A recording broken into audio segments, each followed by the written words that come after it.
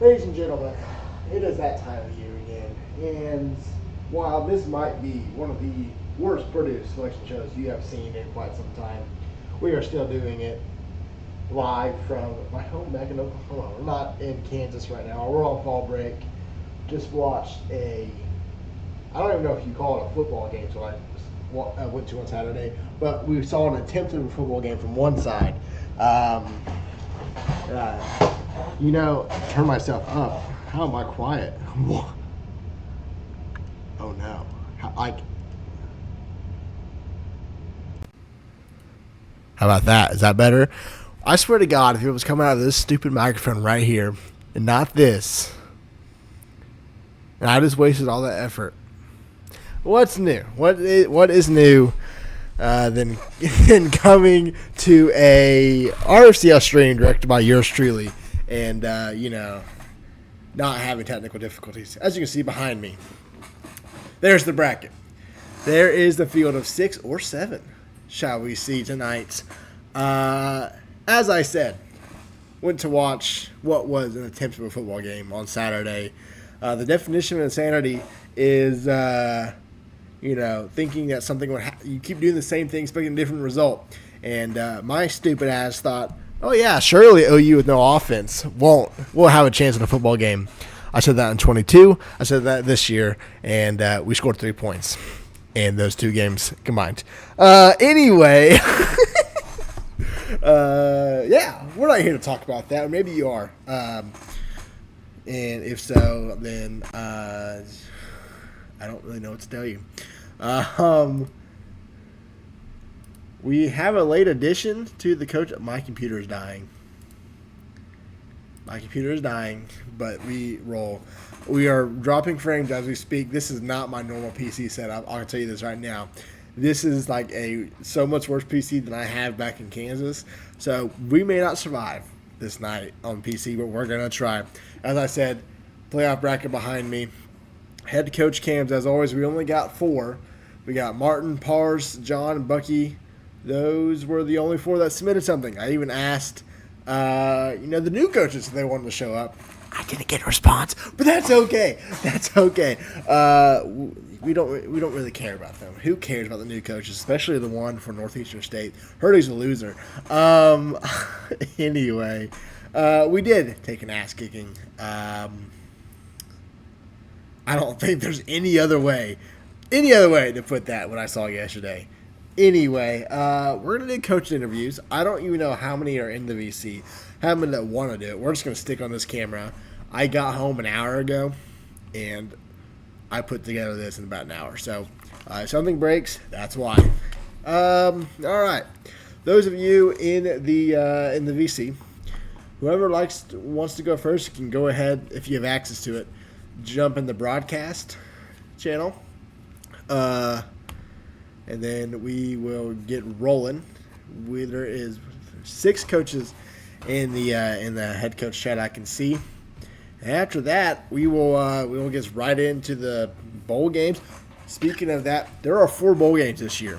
I am making an executive decision just because I think it's fun, and really and truly bowl games don't have a ton of meaning on this. The new staffs are getting a bowl game. Whether or not the old staffs, old teams are playing or not, they're getting a bowl game. So there will be 8 teams competing for a bowl game, 4 different bowl game spots.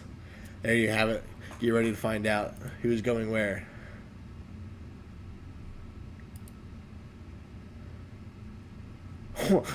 Well, I can't see the. Oh, I know why, Juan. Well, it's because you don't have the actual head coach role yet. So I can't see the VC. But I guess I can. I mean, hold on a second. Sorry, chat. We're there. I guess we can do that. There you go. If you want to hop in there, I guess you can get interviewed if you want. All right, we're gonna Pars is in the VC. We're gonna head over there and talk to Pars. Coach. Oh, that's not. Hold on one second. Coach Pars. There we go.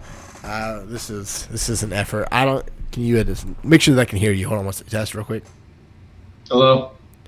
Okay, well, that's coming out of one of my ears, but they can hear you. That's all that matters. Well, Pars, put yourself in a position. You got to the division championship game. Didn't end up the way you wanted to in that game, but thoughts overall on your season? 4-5 in the playoff hunt. What's your thoughts? I came in here to raise hell and set the bar high for these interviews, and then I picked up my dog, and it calmed me down. No, dude, we had a decent season. Obviously, we went 3-1, and then 3-2, and then fell off. So at the end of the day, we started out well, and it completely fell off. Division game, nonetheless. Hopefully, we're in. If we're not, I lost the division game. That's on me. Had an opportunity late, but we'll see what happens.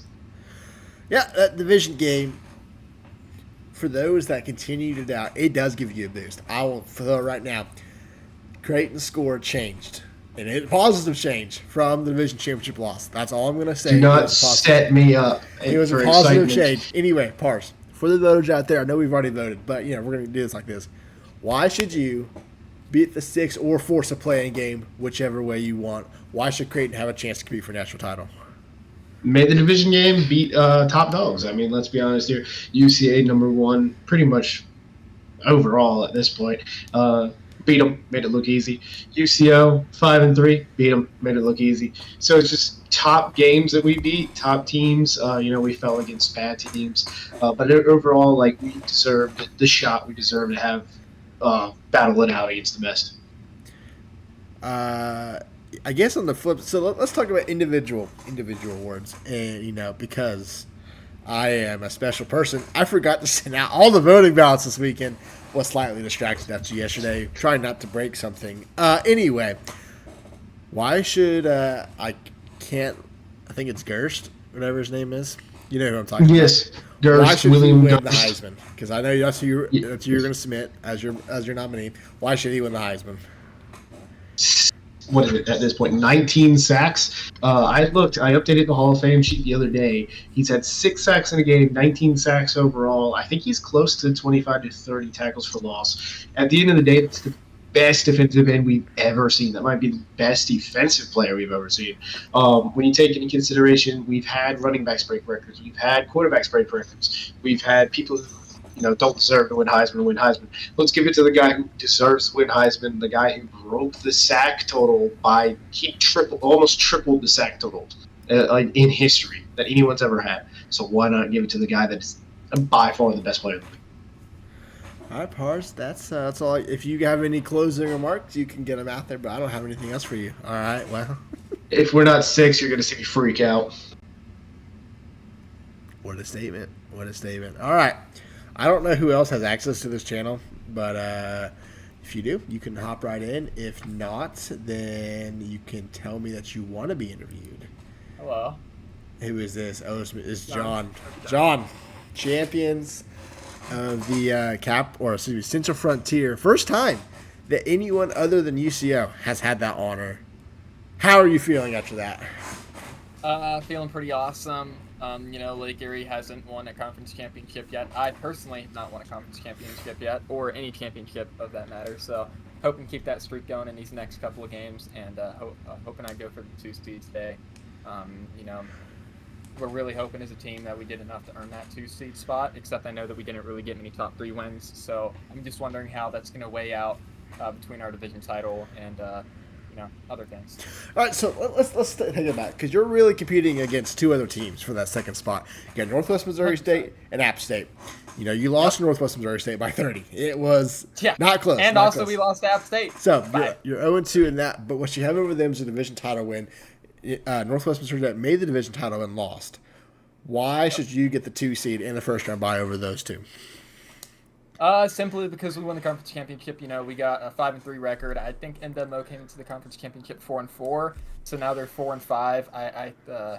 They were 5-3. They were 5-3, but they were 5-3. My bad. Okay, so now they're 5-4. App State's 5-3. They both got similar records to us, but I think one main thing for us is that we don't have any bottom 3 losses. I believe UVU wasn't a bottom 3 loss, if I'm correct. Am I correct? I don't know when you lost to them, honestly, but probably not. Were they okay. Well, I'm going to assume that they weren't a bottom 3 loss. And that's one big thing on a resume that's going for us, no bottom 3 losses.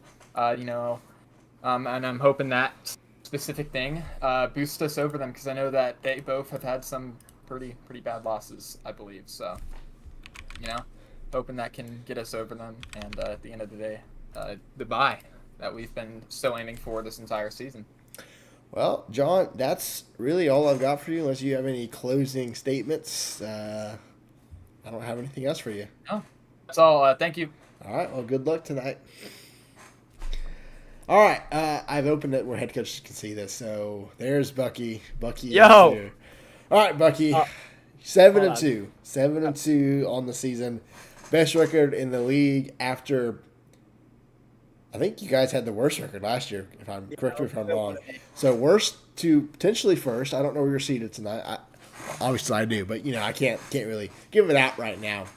7-2 though. Won your division title. Why should UCA be number 1?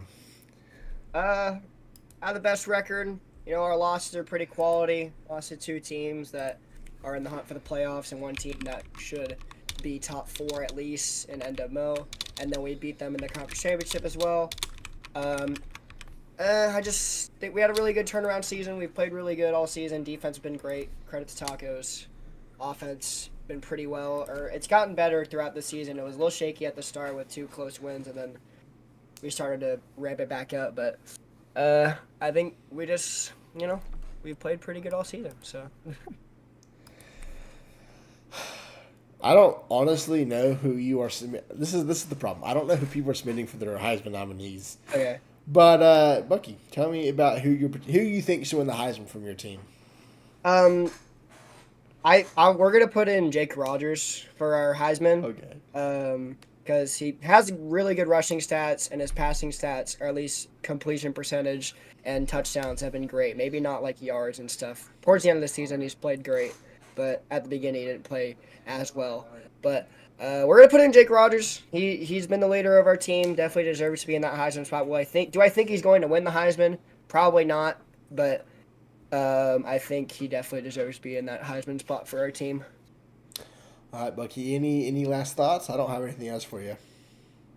I don't know. I'm just excited to see the stuff. I was excited for awards too, but someone messed up. Well, listen. Hey, by the way, also, your input device on Discord is your webcam, I think. Are you fucking kidding me? Yeah, it sounds so bad. Hold on. And no, I've gone through 3 interviews. Oh my god, I'm firing every single one of you that did not tell me. Yeah, John and Pars, you're fired. Let's just be clear.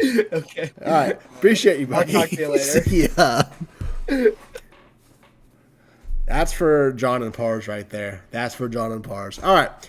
Whoever wants to hop in here next can. There's Martin. Coach Martin, now that people can actually hear me through Discord and not the webcam. Utah Valley, 4-4 on the season. fell to UCO at the end of the season. That knocks them out of the division title. Why should Utah Valley get in the 6 or get in the play-in game? I don't think we're good enough. We proved that we were good enough to be top 6, personally. That's just the reality. Play-in, that's a tough one. I could see Creighton getting it. I could see UCO getting it. They both beat Utah Valley. In terms of why I think they should be there, maybe we shouldn't. We dropped some games pretty bad, pretty hard, and just couldn't pull it off at the end. But super young roster, or super excited to even be in the conversation and in the hunt. So let's talk about the future a little bit. You will not be the head coach next season. You won't even be Utah Valley next season, but you're bringing in Wad to be, a new head coach in this league. What are you kind of expecting next season to look like? Obviously, you and Wad are both offensive guys. So what's gonna be the game plan for next season? That's the exciting part. Is it's a super young roster. We only have, I think it's a combined 9 juniors and seniors, and so that's where our inexperience came from. And for us to go 4-4, starting basically all freshmen, is pretty impressive in my opinion. EC Bucky had a really rough stretch there at the beginning of the season, but he was able to pull it out. He threw 1,900 yards to lead the league. It was up there with the leaders in touchdowns, and so really excited to see this passing attack. We've started to develop a little bit better of a run game and what we want to see that develop into, and so we're just really excited to see what 2 great offensive minds can put together, and really excited to have Sneak in on the defensive side, and don't forget that I call defense. I started as a defensive coordinator in this league, so. True. All right, Martin. I don't have anything else for you unless you got some final thoughts. No, I'm good. All right. Well, good luck tonight, and we'll see you, whether it be in the bowl game or the playoffs. Appreciate it. All right. We believe I have 2 more head coaches I have Barack. I guess T-Man. T-Man's here. All right. Coach T-Man. Obviously, we're not going to be talking playoffs with Montana. 1-7 season. But, you took over in the middle of the season. What are you kind of looking at next season? You're going to have a bowl game that you can look to improve on. And then next season, what are you kind of looking forward to improve your team, get your team to 3 or 4 wins as we go to season 7? So I think for the first time in my reign as head coach of Montana, I think I actually have a fully functioning staff who will help me get better as a head coach and help the program get better overall. And I'm really excited for my hires, Monster especially. He's probably a guy that I'm probably going to look to run my offense. And see, last year I made a playbook based on, my own personal opinion. And based off of how the season went, I can probably say with full confidence that playbook was pure garbage. So with Monster's help, I'm looking to, incorporate like I like Josh Allen. Look, Josh Allen's my guy, but he is not a good quarterback. But what he wants to do, he wants to run. So I'll make him run. Read options, triple options, just try to get like an old school playbook going. And my goal is just to, have my coordinators. I want to have that confidence in my coordinators to have a good game every time. So this offseason, I'm going to work with them pretty closely with CJ and with Monster and just really develop that confidence and that team friendliness, I just want to be with my boys, I also recently acquired this new AC. Mm-hmm. He's great. I think he'll help out a little bit with any ideas. Good thing he also goes to my school, so I might be able to talk with him. So very nice. Well, T-Man, I don't really have anything else for you unless you got some final thoughts. I mean, yeah, it was a fun season. Sure, it was pretty catastrophic, but I mean, despite that, I had a lot of fun as the head coach so far, and I'm really looking forward to next season, see how everything turns out. All right, well, T-Man, good luck in your bowl game, and we'll see you next season. Thanks, bye. All right, I know we have Barack and Kernsey for sure, and yeah, Montana has had. Oh, we have Wad too. Montana has had more turnover this season. I think UConn, Creighton has had combined, which is insane. Anyway, Coach Wad,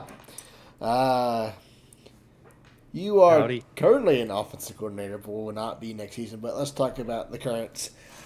UCO 5-3, did not even make the division title. Did not even finish top 3. But are looking to sneak into the 6th seed. Wad, why should UCO be number 6?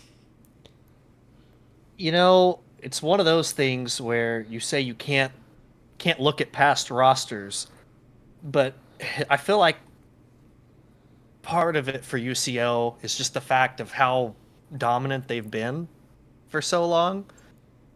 But even with that aside, you kind of look at how we played this season. We had some really good wins. We beat a good Utah Valley team. And we got some bad wins too. I'm not gonna lie, and some bad losses. But wins over Virginia State, that's a good one. Some of our losses came to the hands of Creighton, who could very well make the playoff. They're kind of one of those teams like us. They're right on the edge, and we've lost to, I believe, Lake Erie was the other one. So, yeah. Can't believe in all that you didn't even mention the Northwest Missouri State win that UCF picked up in week 3. But anyway, yeah, we clobbered them.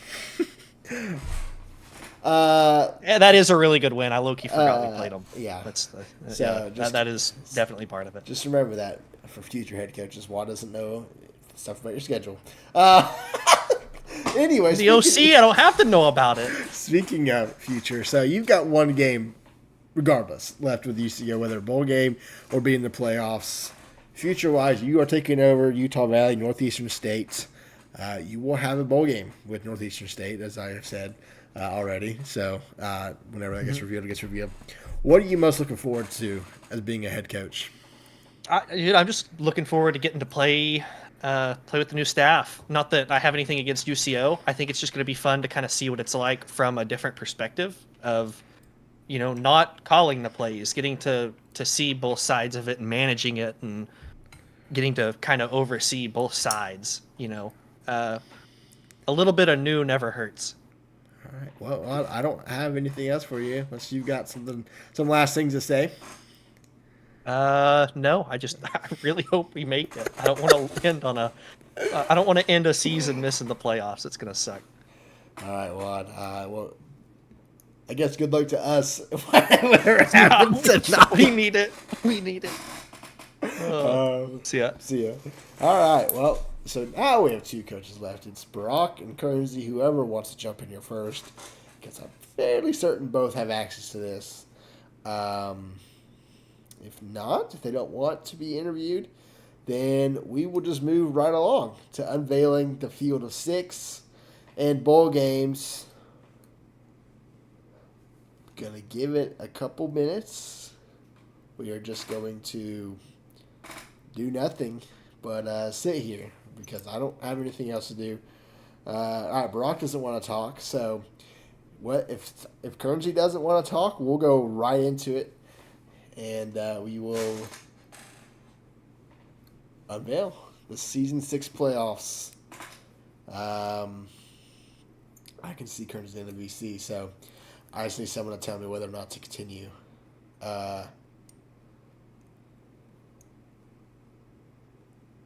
All right, well, I guess we're ready.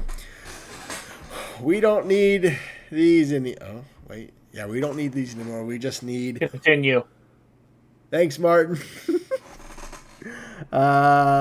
We don't need these anymore. I don't need that anymore. Because what's behind me is what we're about to unveil. And in fact, you don't need to see me anymore. Field of 6. Who will be the number 1 seed? Who will be heading to Birmingham, Alabama, and having home field advantage until the national title game? Well, I guess not home field advantage. They don't even get a home game. Anyway, let's get to it with the number 1 overall seed in the season 6 playoffs. It is Central Arkansas at 7-2. Winners of the Capital Southwest Division. They are your number 1 overall seed. I don't think it's a surprise to absolutely anyone. Central Arkansas 7-2 on the season, best record in the league. Only losses came to Northwest Missouri State and I'm going to be blanking on it, and Creighton. Creighton and Northwest Missouri State were the only two losses. That Creighton loss came early in the season, and then Northwest Missouri State was Week 8, which they avenged in the division title game, and there is your number 1 seed. Number 2 seed. You have 3 teams that are easily, that could be, I don't know if they've already seen it or not. I think Bucky just saw it. But number 2 seed, as you guys can see me, you have Lake Erie, Northwest Missouri State, and App State, which could be, Week 7, Week 8. Do we even differentiate those? Anyway, Lake Erie, Northwest Missouri State, App State, all 3 of those vying for the 2 seed. App State did not make the division title game. Northwest Missouri State did, but lost to the number 1 seed. Lake Erie won with a walk-off field goal. Who will get the number 2 seed and the last first-round bye in the playoffs? It is the Lake Erie Storm at 6-3, jumping 3 spots from the division title. That show you how close it was between number 2 and number 5 in these polls. Lake Erie's win over Creighton not only jumped him because of that, but because of the head coach's variating, which we will talk about later. But that got the job done, getting the 2 seed in the playoffs. Lake Erie jumps up to number 2, heading to Santa Monica, California, long way away from Ohio. At number 3 in the playoffs, getting the first home game, and obviously a win they will be playing that same Lake Erie team. It is Northwest Missouri State checking in at 5-4, losing the division title game, only falling a spot because of the championship winner, Lake Erie, but they hold at number 3.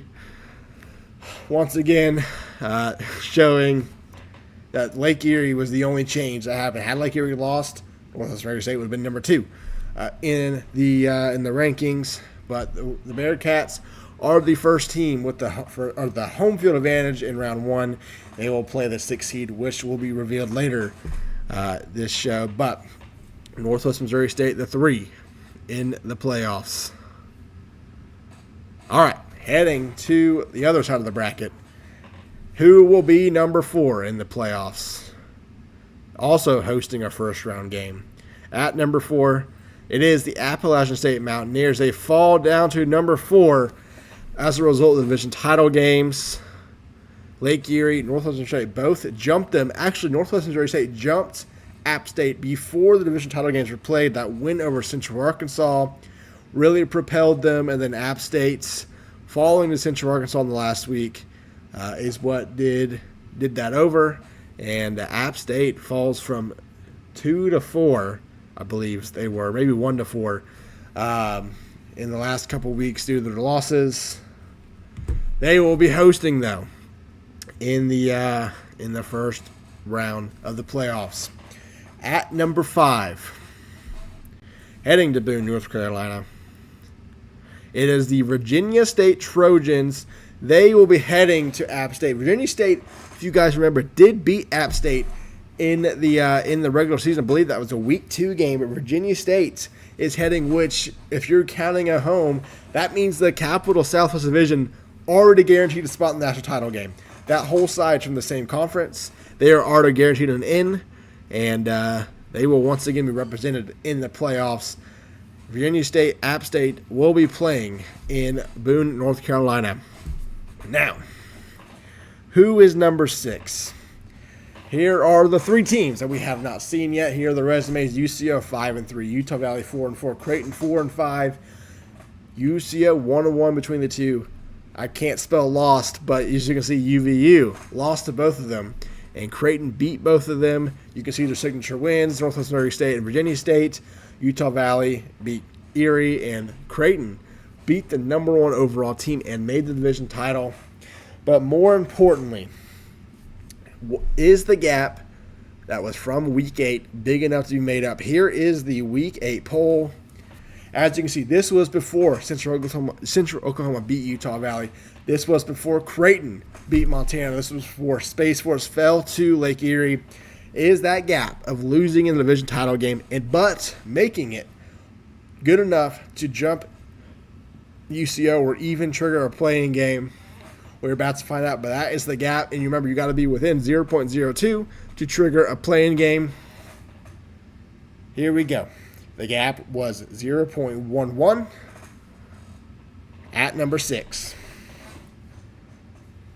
I've been forgetting to show these. Here are the coaches, guys. At number 6, we're going to play this a little bit. We're going to get the stress levels up for those that have not been up. Now we're going to show up. At number 6, heading to Maryville, Missouri.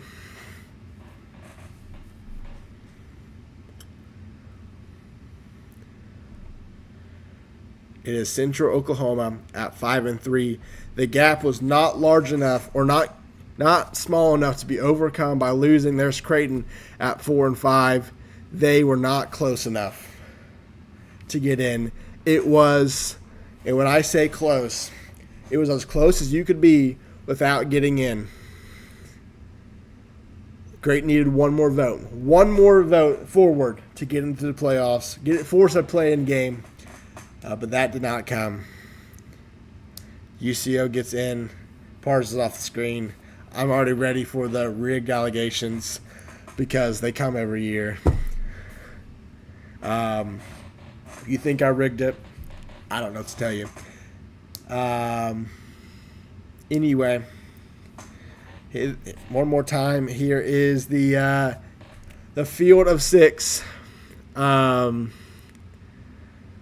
Central Arkansas, Lake Erie, Northwest Missouri State, App State, Virginia State, Central Oklahoma, and it is time.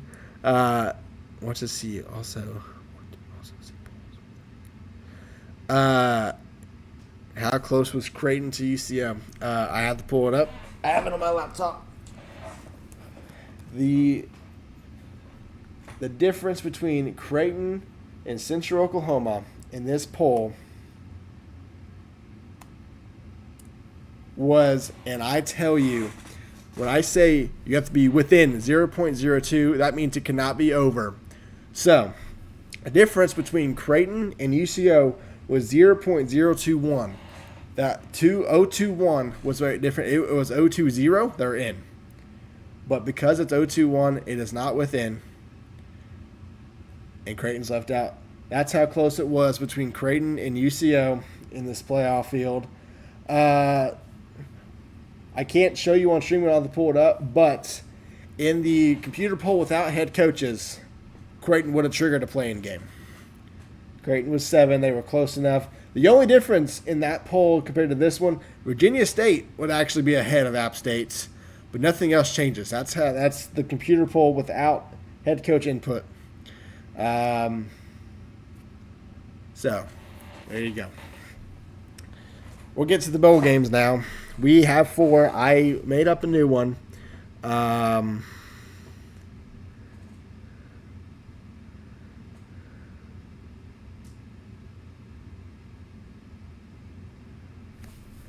Yeah, I'm just reading the RFCL Journal.